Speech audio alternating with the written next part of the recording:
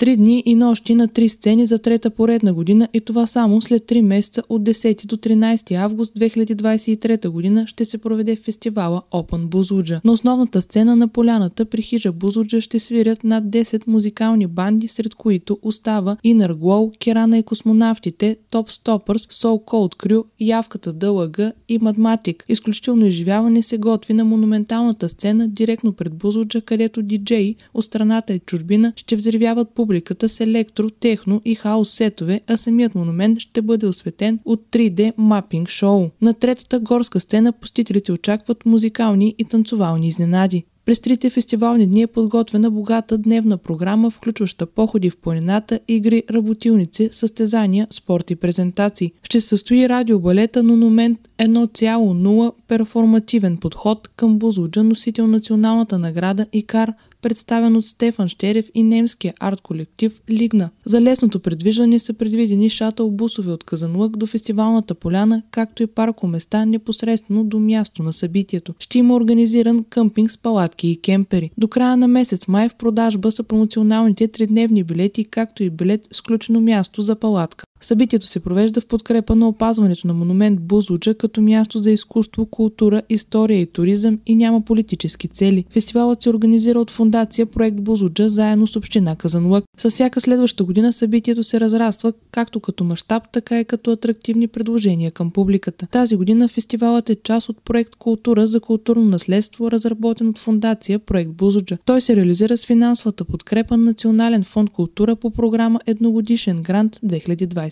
година. За първи път тази година в събитието ще се включат и международни диджеи и изпълнители благодарение на подкрепата на посолство на Федерална република Германия. Събитието се провежда и със съдействието на Национален парк музей Шипка Бузлуджа. Повече информация за фестивала може да намерите в социалните мрежи, както и на сайта на фондация Проект Бузлуджа.